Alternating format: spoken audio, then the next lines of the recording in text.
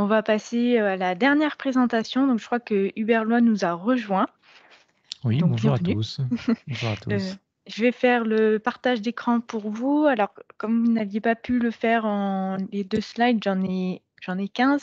Et si vous pouvez vous concentrer principalement sur le rappel de la Oui, problématique, oui, oui, tout à fait.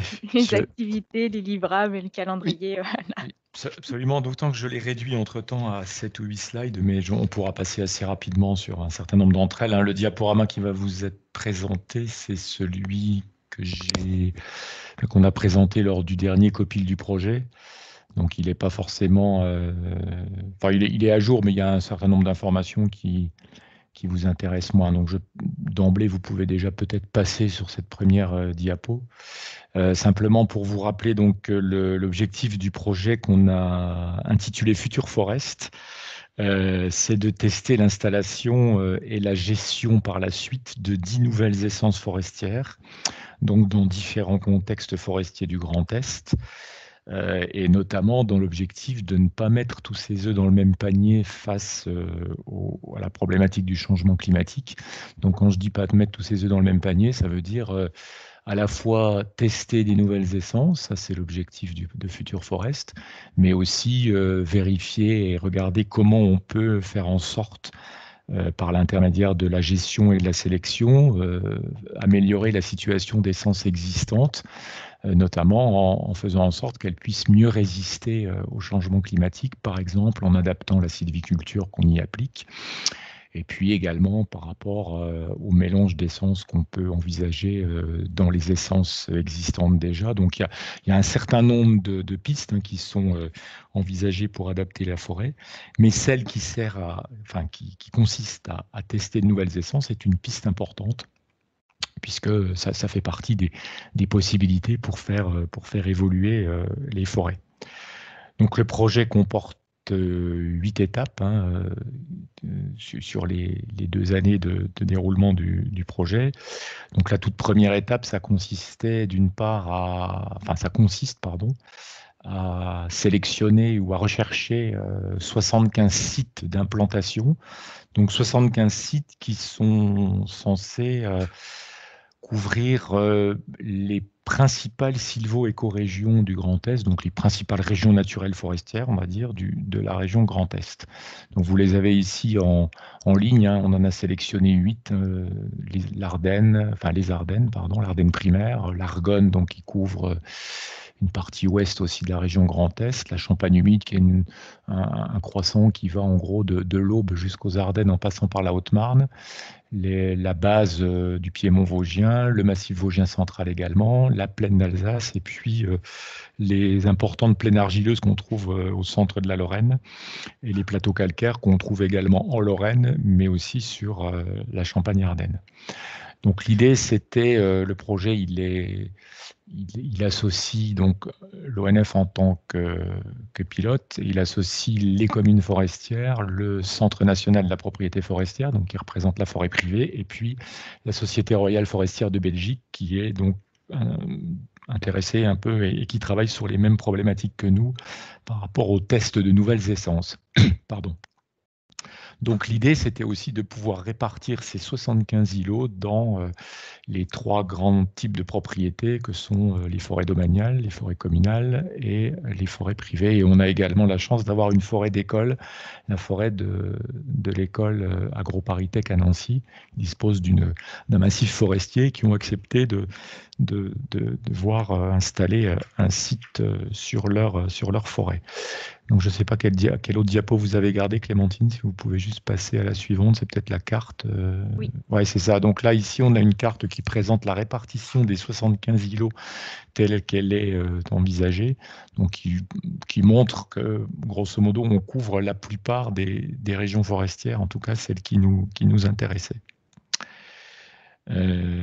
Sur la diapo suivante, voilà, vous avez la liste des essences qu'on a sélectionnées pour être installées dans les différents sites de chacune des régions forestières.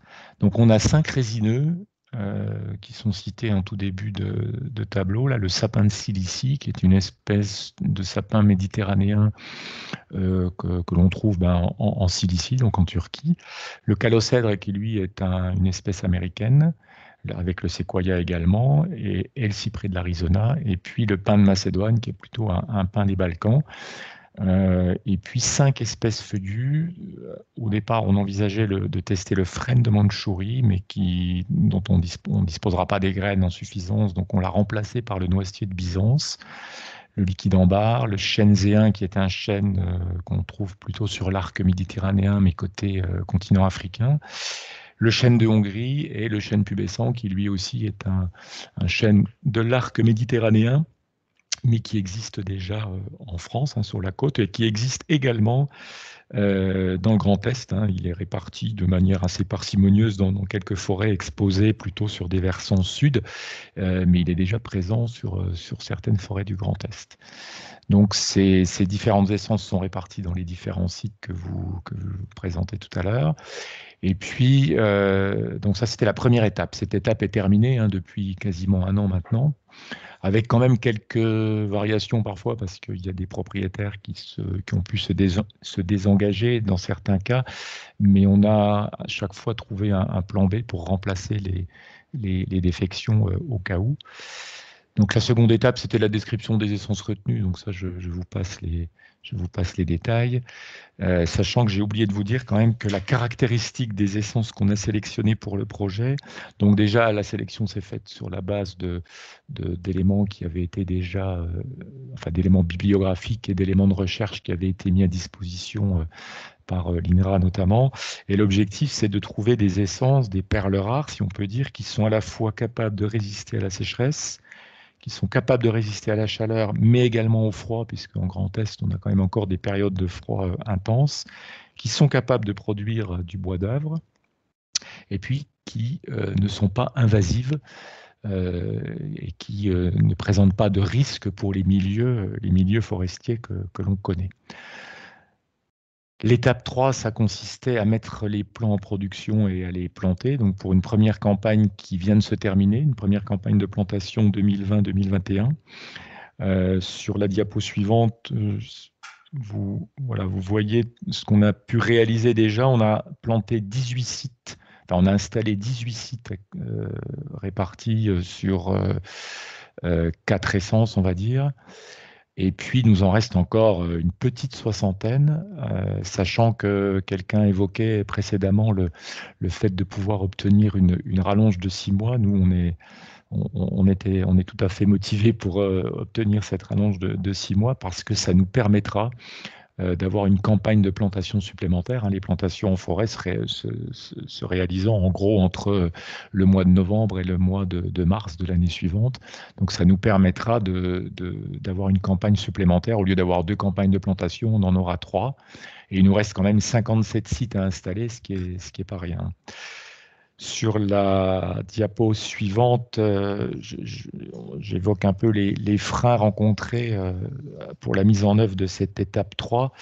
Alors, les essences forestières, la plupart des essences forestières, on va dire, autochtones, on trouve leurs graines dans ce qu'on appelle des peuplements classés. Donc, c'est une sélection de peuplements qui est réalisée pour pouvoir et qui ont vocation à être des porte-graines.